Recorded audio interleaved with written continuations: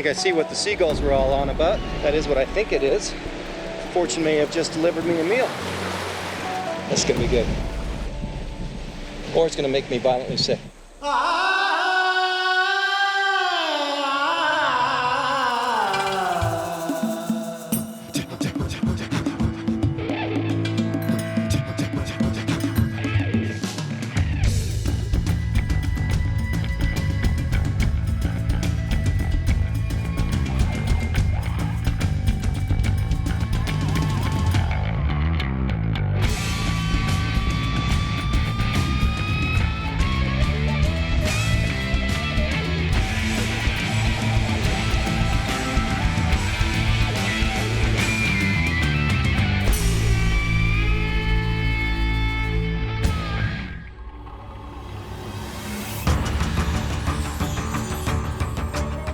This is Tiburon Island, situated off the sunny and warm coast of Mexico. But this is no tropical paradise with coconuts to enjoy. It's a rugged and unforgiving landscape that is the original homeland of the Seri Indians. Any bounty that exists here to help with survival is hidden under the waters of the estuaries and in the rocky crags of the desert mountains themselves. While the ocean can be bountiful, it's unpredictable, and your skills need to be strong. What it doesn't offer is fresh water. For that, I'll likely have to trek through the scorching desert inland, because without water, survival is just not possible. Happens every year. People sail, people get lost, or they run into trouble. Usually it's the result of weather, and bad weather. And if you're lucky, you find yourself either close to port, close to safety, or a way to get to an island that's got sustenance for survival. Coconuts, fresh water, whatever you need. If you're not lucky, you end up like me. My mast is busted, my kicker motor's out of gas, and I am off the coast of an island, so that's good. It just so happens to be a desert island. Tiburon Island, Mexico, also known as Shark Island. That's gonna be a long 10 days. As the safety team leaves, I've been left aboard a disabled sailboat. For the next 10 days, I'll have to eke out a survival-based existence by whatever means I can find. The nights are cold enough to chill you to the bone, and if you're foolish, make you hypothermic. And the days are hot enough to dehydrate you quickly, which is a bad combination for basic survival. But out here, survival always depends on my ingenuity and my drive to discover every opportunity I can to make things better. And there are small advantages to every location, if you pay attention and open your eyes to the possibilities. For now, I'm anchored on the windward side and about 100 feet off of a long spit of land that cradles an estuary on the lee side. There's no doubt I'll need to eventually get on land to see what I can find, but I'll stay on board the boat to see what I have to work with here, which this time includes a kayak left in the hull of the sailboat. Well, at least I have a huge advantage this time. Kayak. That'll make a big difference. I can get back and forth from the shore with ease. Waters here are fine. I mean, it's called Tiburon Island because of the large population of hammerheads that come here every year. I'm not worried about that. First, I gotta check out what I've got on board. See what I got to work with. Everything in this boat is dirty and musty and old. And that's what they left me with to survive 10 days. Actually, this boat comes with a bit of history. It was found floating in the Sea of Cortez. It's got no name, had no passengers, had not much on it other than the junk that you can see right now. Came out as if it was just an afternoon of sailing. I've got a bottle of wine and some cigars, a blanket, about enough water for 4 or 5 days in this heat, 4 or 5 days at best. Knife and multi-tool, that's about it. The rest will be up to this sailboat if I'm gonna make it through 10 days. I still have a reserve of water to get me through the first couple of days, but in this heat, it'll run out fast. Food is never an early concern in a survival situation. Everyone can last longer than they think without food, but without water, perishing is only days away. No point in me sleeping inside this boat. Way too musty and dirty to breathe in there. Not much chance of rain happening. There's a desert. It's hot during the day and can be quite cold at night, right down to zero, right down to freezing. There's potential for it to hit that over these nights. I'm gonna hope that it doesn't. Definitely goes down in history as the softest shelter bed I've ever had. It's important to be proactive rather than letting the circumstances dictate for me what I have to deal with. So I take a moment to assess my body, what I have close at hand, and what I have in an extended area around me, and start to formulate plans for survival. Reactionary survival can be doomed to failure. I think a lot of times people come in and you can do sort of bare rentals where you rent a sailboat and head off with little experience and get yourself in a lot of trouble and end up in a situation like this. It'll be a bit of a rough night, it sounds like. Hopefully everything will hold fine. Using the sail as a cover to keep the dew off of me. And then I lock it all, the anchor will stay anchored. Before I have a chance to relax and enjoy the starry night, the wind has picked up and has started to hit the boat hard, tugging violently at the anchors holding on to the sandy bottom, threatening to blow me far offshore. This is crazy. It's been super windy all night. Boat's rocking, straining against the anchor, and not getting much sleep at all. I just keep getting up and looking at the shore and hoping that it's still there. This is when the clock becomes a killer. I don't know what time it is, and I don't want to know. Just when you think it's maybe 5 or 6 in the morning and the sun should be coming up soon, you have a watch, you check it. It's only 12:30. But in this case, I don't have a watch or anything, any way of telling time, so all I've got right now is patience and a rocking boat and a strong wind. And I hope that morning comes soon. The worst way to begin a survival ordeal is with a lack of sleep. Yet ironically, that's almost always the way. And tonight'll be no different for me. The wind's picked up hard all night. If the anchor were to break free, I could be blown out of the protected area and down past the Baja Peninsula, out into the Pacific Ocean. I'm gonna have to rethink things. The tide currents seem to be pretty strong. The boat just kind of whips around as chunk, chunk, chunk for hours on end, so I haven't really slept. I think what I want to do is get off this boat. But that means transporting everything that I've got, my camera gear, and the supplies I have, and then whatever I want to kind of pilfer from this boat. I know it's not much, but believe it or not, that actually works.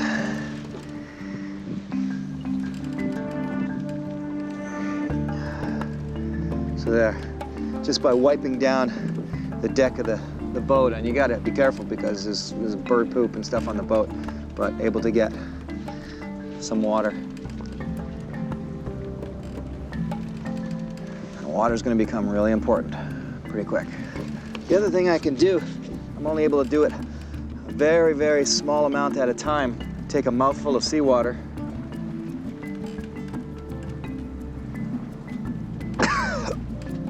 That's disgusting.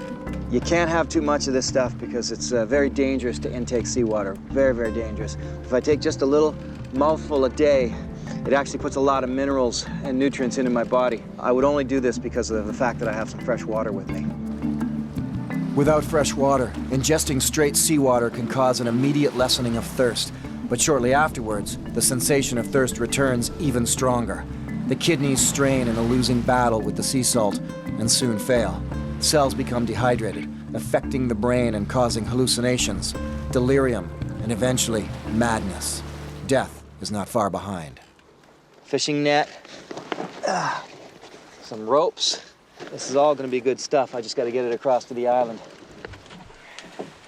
There's a couple old forks, some twist ties, and there is a toolbox. That's a bonus. Hammer. So a couple old tools here. All right, I'm gonna try and pack this stuff up and get across to the island while the weather's good and while the sea's pretty calm.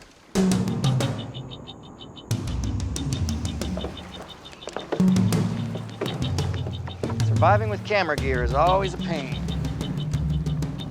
Getting onto land is going to open up numerous possibilities for affecting survival. You know, the truth of a survival situation is that every day, every single new day is a brand new day of survival. It might be exciting for me to get off that boat, but I know the reality is that sun is beaming down pretty hot. So my first concern right now is shelter from the sun. You gotta move slow and methodical in heat like this, and in any survival situation. Don't want to make things worse. Step 1. Survival on a desert island.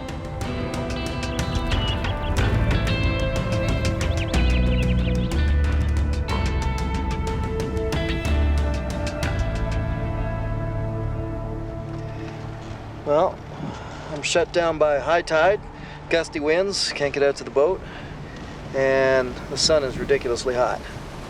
So, 3 strikes, I'm out. All my efforts have to take place either in the morning or as the sun starts to drop down the sky. Otherwise, the heat stroke and dehydration that I risk is too dangerous.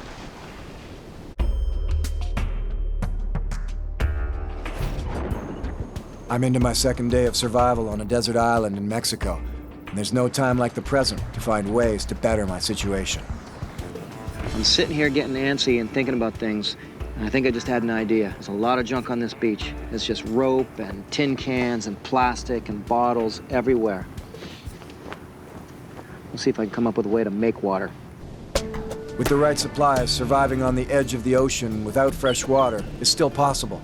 There are ways to create my own supply of drinking water. See if I can make a water still. An active water still.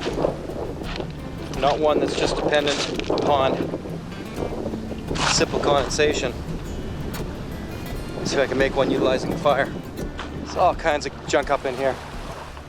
It was junk, now it's going to be a useful tool for me.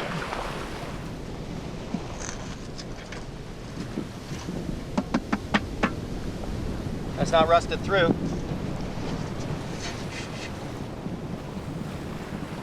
Sweet.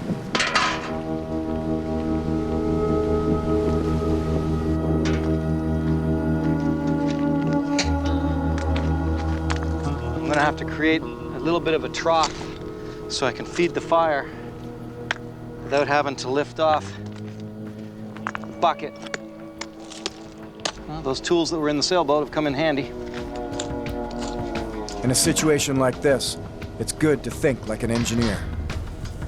Ooh, okay, so it's soft copper. I'm gonna try and get a bend in this thing. Yes, I'm trying to get a bend without crimping it.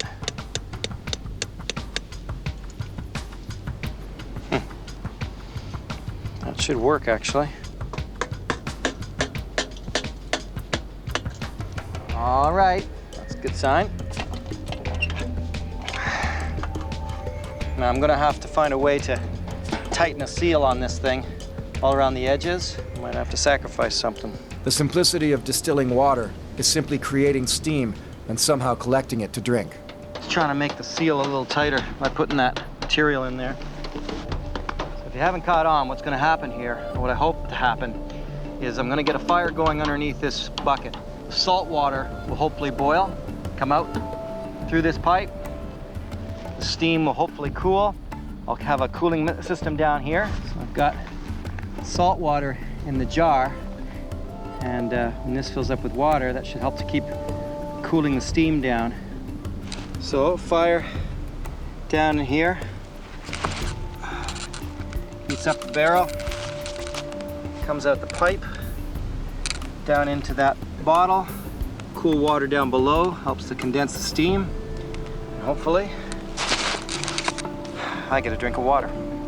In the absence of cold, fresh water, condensed steam collected in a bottle and allowed to cool overnight will do in a pinch, and it may just mean the difference between survival or death from dehydration. I can go a long time without food, but it only takes a few days for the heat and dryness to devastate the human body. There was a first aid kit in the sailboat, so I've got a piece of this cotton, and there was some toilet paper. But the way I'm going to make them last is I've got some lip balm. So I'm going to utilize this wax in both places. I'm going to put it on the cotton from the first aid kit and on the toilet paper. And that should really hold the flame. The one match fire you do not want to miss. It's got to take, or I'm in trouble. It can be intense when something so simple at any other time takes on such great importance now. This is my one and only match. All All right. Success. Somehow I've got to keep this fire going for about another 8 straight days. Once I get a good base of coals going, I'll push some up underneath the bucket of water and hopefully get it boiling. It's only the second day, and even though I still have a small supply of drinking water from the boat, being proactive and working to make even more water is vital to surviving 10 days out here. Fire's always a good sight. Changes everything when it comes to survival. On my second night of survival, I can rest well knowing I'm not in danger of being swept out to sea in a disabled sailboat anymore should a storm come in. But as the coyotes howl, searching for a nightly meal themselves, the desert begins to cool in the night air, and the ping-pong effect of hot during the day and cold during the night continues to sap my energy reserves, making my need for food stronger.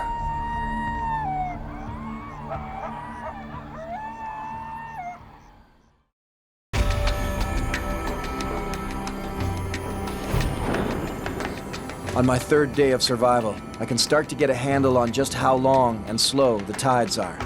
And with that knowledge, I can look to times to get into the estuary to hunt for food. But as it is with all deserts, the window of opportunity to accomplish things out in the heat lies usually in the mornings and at dusk when the heat of the day is gone. There's danger and beauty in all corners of the earth. Which characteristic I choose to live within is entirely up to me. Survival depends upon my own choices. It wasn't so bad of a night. Got pretty cool, but I was able to keep the fire going. Fire's still going nicely. Good bed of coals. I haven't got the water boiling yet to create steam. I fell asleep, and so it died down enough that it just hasn't picked back up. Nice temperatures now, but it's going to get hot.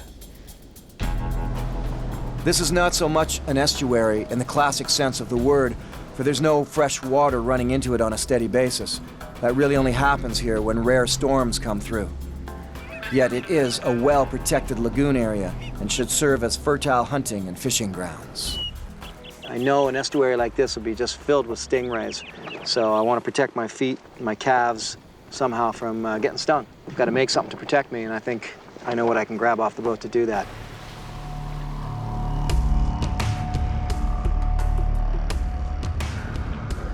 As I paddle out, I'm watching down below to see if there are any signs of edible life. The water's much colder than it looks, and the only bounty I can see are the sea slugs, and they're all 15 to 20 feet down. My old home. Well, that might be useful. Some old life jackets in this boat. I'll take them.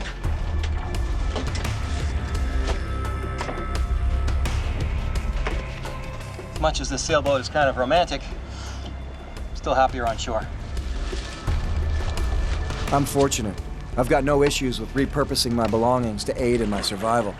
All too often, lost victims are weary of breaking or ripping apart something they own. It's like they feel guilty.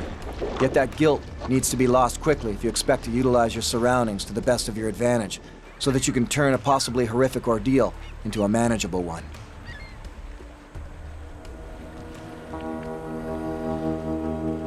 While the tide is low, the search for sustenance becomes easier as opportunities open up to me.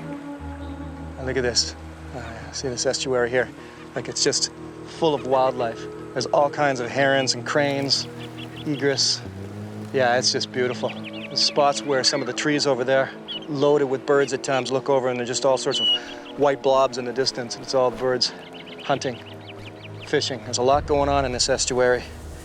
And I'm gonna see if I can make some of it work in my favor. There's a patch over there of drier sand, and that should be a better spot for clamming than in this more hard-packed, wetter stuff. The tide here is gentle enough that it's gonna give me a lot of time to explore if I need to. Just gonna scoop along using this shell, see what I can come up with. Just start out from here.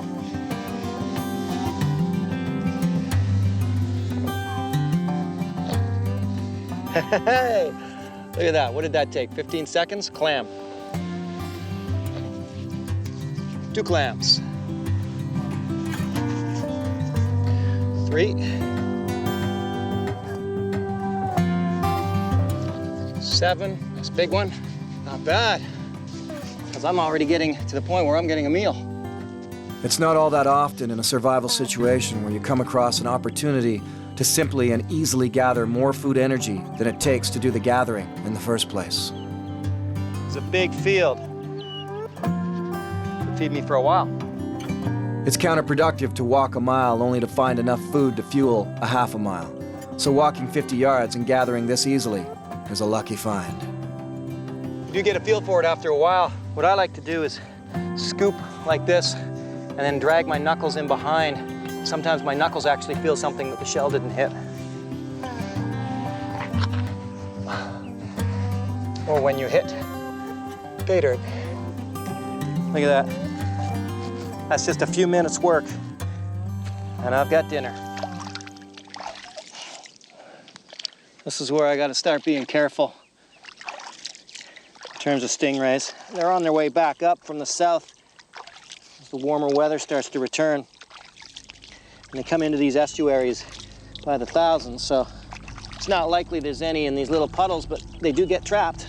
The tide comes in really flat, smooth, and even, and slowly and gently fills up these mangrove swamps. And that's why there's a lot that can be gathered here without having to go into deep water. The odd fish gets trapped. It'd be really nice to come upon a flounder or something like that. Well, I'm really fortunate to know that all these clams are here. I'll come back and gather clams, as many as I can. But before I do too much in the actual water, I want to get some protection on my feet. One shot from a stingray and this whole venture is over with a very unglamorous ending.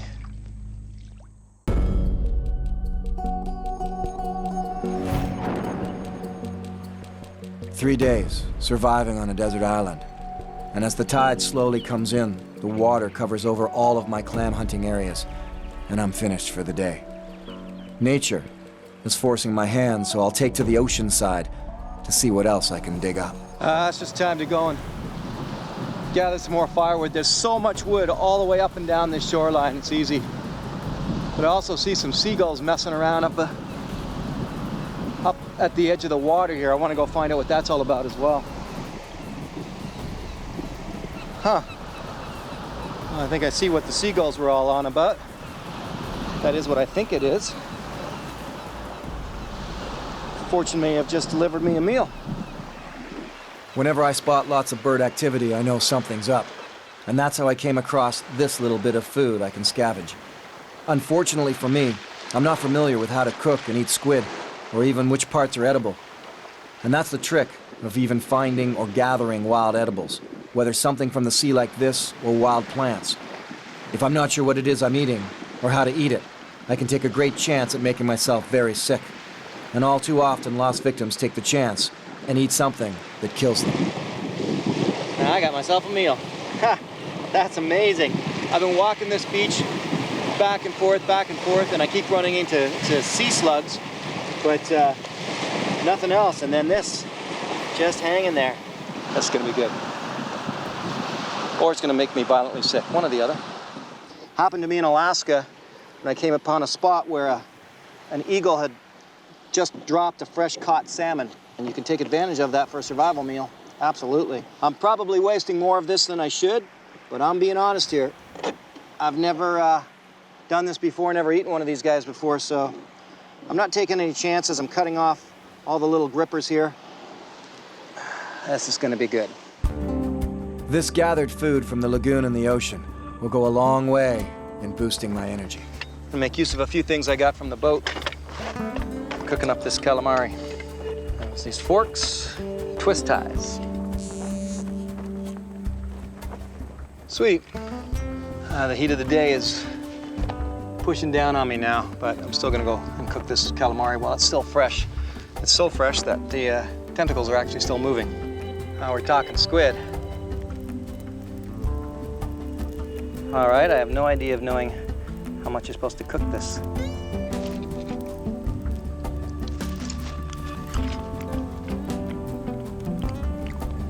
Definitely tastes salty. Wow. All of a sudden, I just realized how hungry I am. I know what I'm doing for the rest of the day. Eating squid. And then I've got clams for dessert.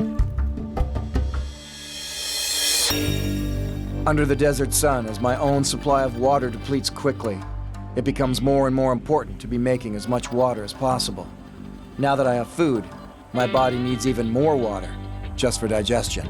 I don't know if you can hear this or not, but the kettle's boiling. With the bucket full of salt water, the steam is finally collecting in the cooling system I've made.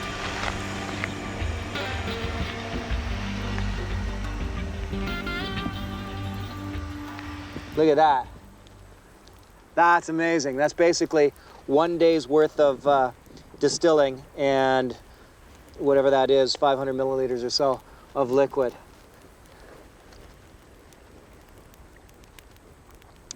And no salt. Yes, indeed. That's amazing. That's really, really cool. I've always loved survival skills that keep working when you don't have to.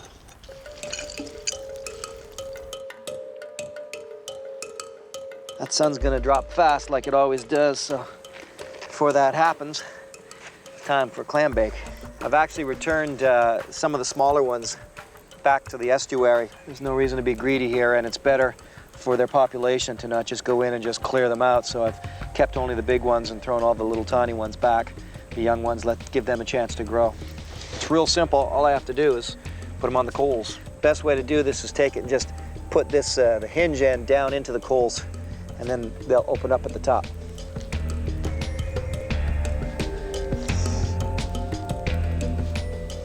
And in the meantime, I can chew on some squid. This particular feast offers little in the way of carbohydrates or sugars. It's all protein. There we go.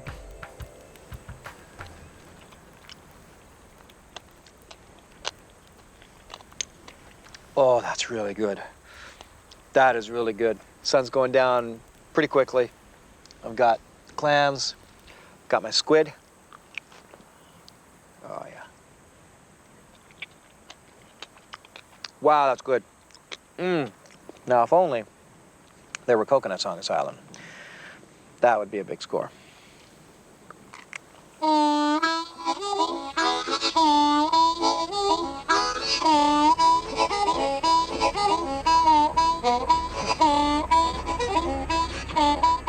For now, life and survival has taken a positive turn, and it's easy for a moment to get rested and prepared for the inevitable search for life-sustaining fresh water.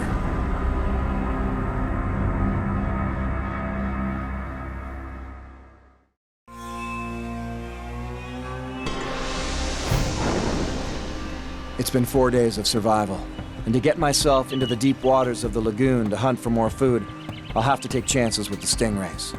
They come in here by the thousands, so a little homemade protection can't hurt. Well, that looks good. If I were to do something like this,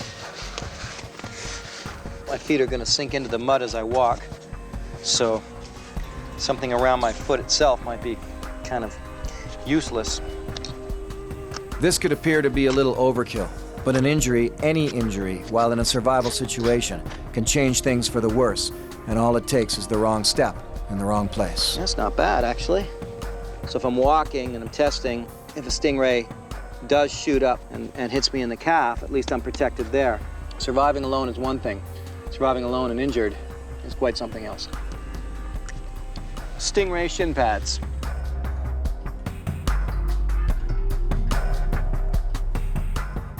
For the first time in a long while, a lot of clouds coming in. I'm pretty protected from the sun, semi-protected from the wind, but we'll see how I am for the rain. All right, let's go spear fishing. So I've got a spear, the one that I made, plus a cane pole, just so I can test the deeper waters for stingrays. There should be no shortage of available bounty here. I'd expect that in a mangrove lagoon like this. Some places just seem like they should be obvious fertile hunting or gathering grounds. But the wilderness is neutral. It neither adds nor detracts from survival. I'm always in the position of having to go with the flow of the seasons, live by the weather. Even population movements of game are a deciding factor. These elements and more determine whether or not I'm in the right place at the right time for an easy or difficult go. at surviving.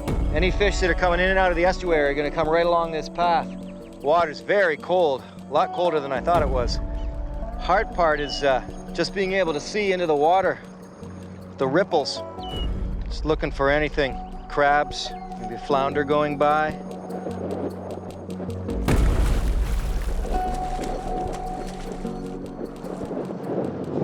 This is incredibly disappointing. I was hoping to find some deep channels where fish could be trapped. Even at low tide, there's just too much water here. So I'm just up into the back corner of this estuary. Nothing here.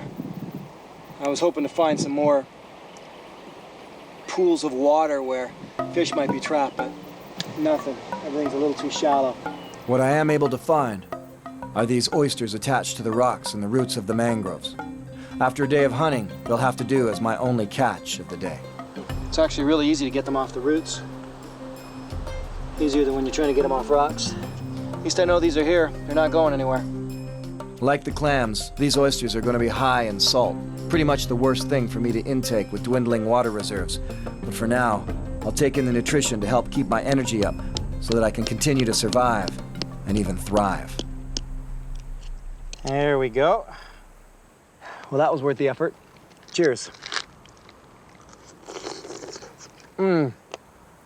That's delicious. All right, well, there's hundreds of these little oysters all attached to the roots of the mangrove. This is good. I've got clams and oysters now that I can gather from the estuary.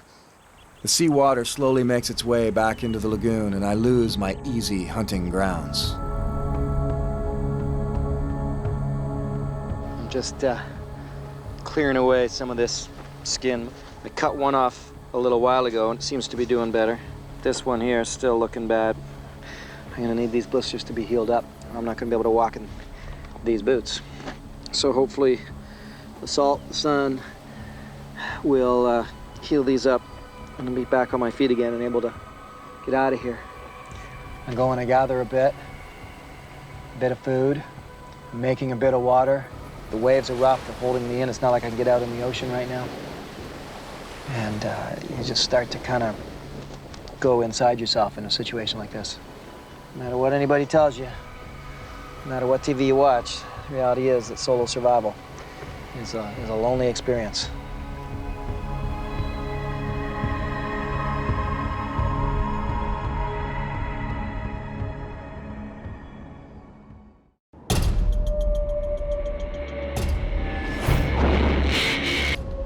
It's said that any army marches on its stomachs, and it's no different for survival.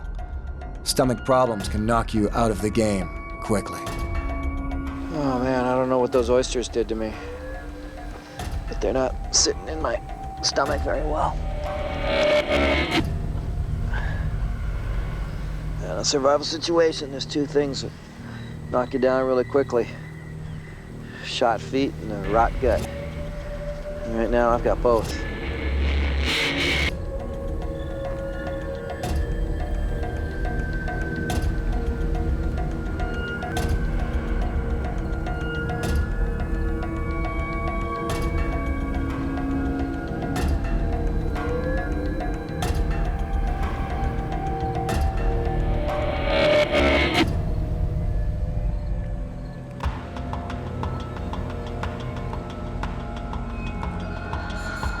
In the course of survival, stomach problems leading to vomiting when already dehydrated can be deadly.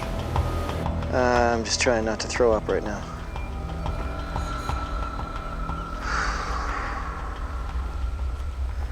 I don't think I'll be eating any more of those oysters.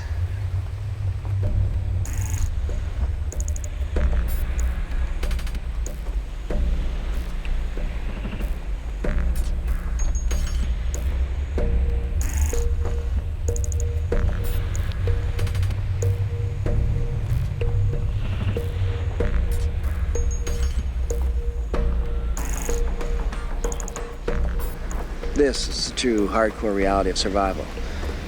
Hours and hours and hours and even days just existing. Boredom's a killer on a time like this. But I don't have any other choice. I'll wait this out. And hope that I don't throw up. I've lost the better part of the day due to stomach problems. But at least the heat of the desert is broken by the setting sun, and I get a small break. But losing time in a survival situation is never good, and always frustrating.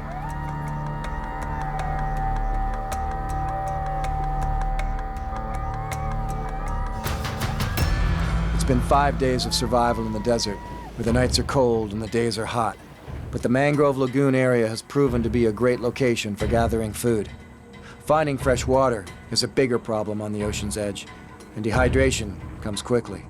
The heat and the wind constantly pull the moisture out of my body through convection, so finding a way to replenish that water is vital to survival.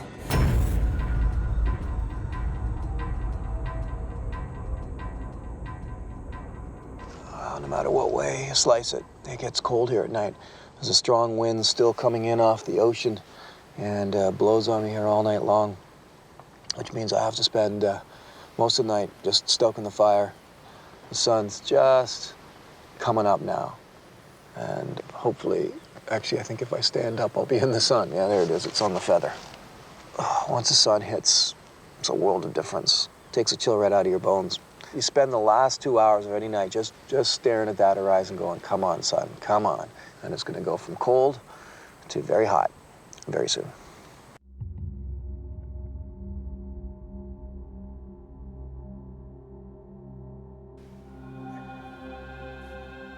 Lost my fire.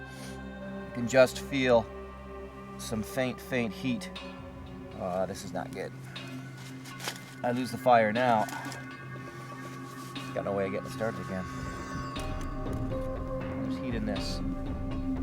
This is just some, I think it's nylon net, or I don't know what it is.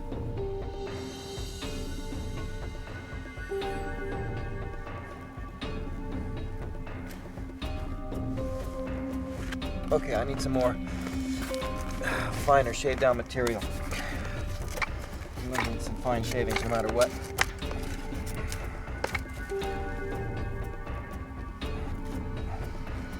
This is the last of the toilet paper that I'm just gonna break it up a little bit. Let's give this a shot. Always dangerous to lose a fire overnight. It'd be really tricky to get a fire back again once you lose it.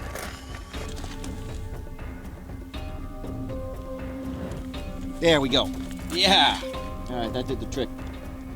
Well, that was actually close. That was closer than it looked, believe it or not. I was worried about that. It was just a fine coal that was left. It's going now, because I got no other way of getting a fire going right now. Good.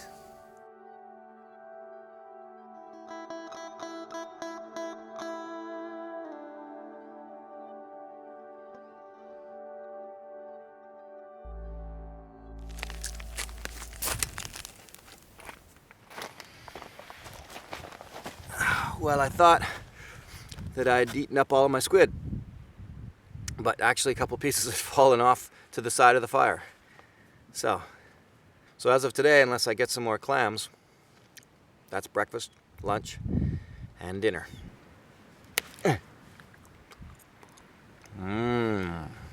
Squid.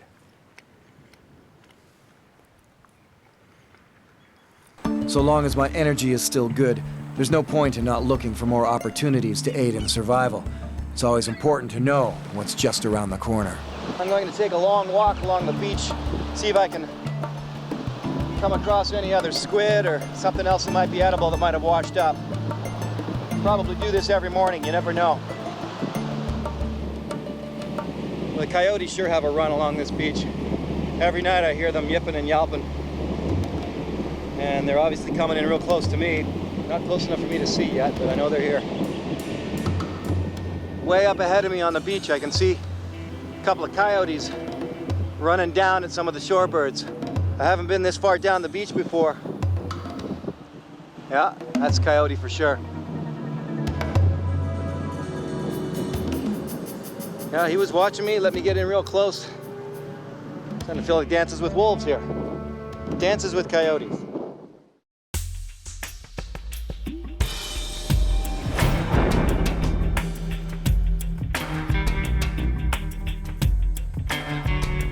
a big pole sticking up here. I'm gonna check this area out. A little mini village set up. There's that coyote.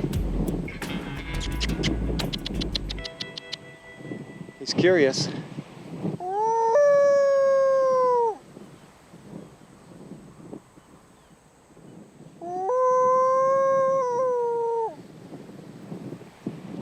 See if that brings him back.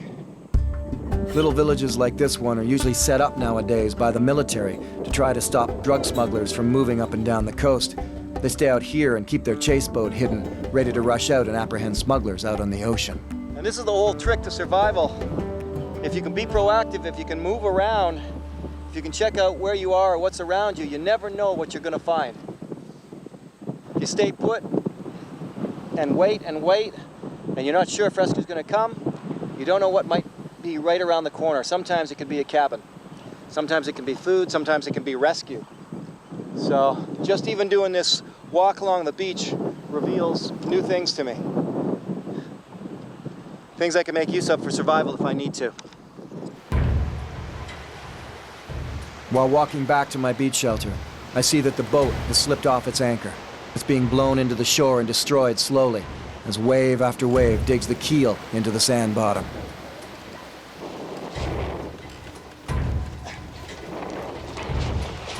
Oh man. Okay, this boat's in rough shape now. Let's see if I can get the keel to come up.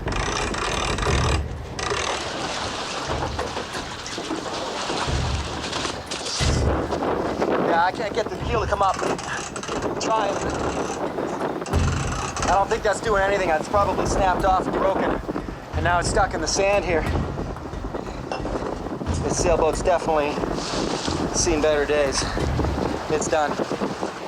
That's too bad. Getting out of here.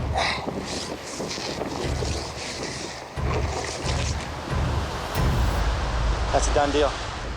In a true survival situation, the loss of the boat would spell disaster. I had other plans to move inland and find fresh water, so it doesn't matter so much in the short term. But in the long term, it's devastating. After 5 days in Mexico, it's time to start thinking about moving on and finding a greater source of fresh drinking water. The small amounts I can make with my water still are not keeping up with my body's demands in the dry desert heat. If I can, I'm going to try and take as much shelter material with me. But it's a lot to carry. And I don't want to make this be turned into 2 trips. My body needs fresh water, so my motivation for moving on is at its highest. Where I'm going is still along the shore. It's a long walk, but it's along the shore, so I'm going to drag it. And hopefully, I don't think it should be too heavy. I'll put all the camera gear on my back in my backpack, as usual. It'll be a bit of walking today, but it'll get me to a new location, new opportunities, new ways to survive. To keep it simple for now, I'm just going to move myself down the shoreline to the little village I found and use that as a break point before I head deeper into the hills and mountains in search of fresh water.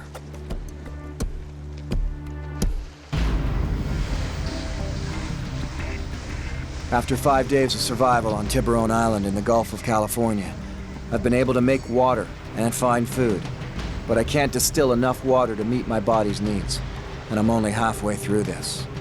If I'm going to make a go of it, I'll need to head inland and search out not only shelter, perhaps in the caves, and food, but also fresh drinking water wherever I can find it.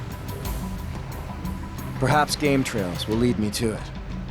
Survival comes down to the most important element on Earth: water. Without it, no one can survive. And I have 5 days yet to last in the desert heat of Mexico.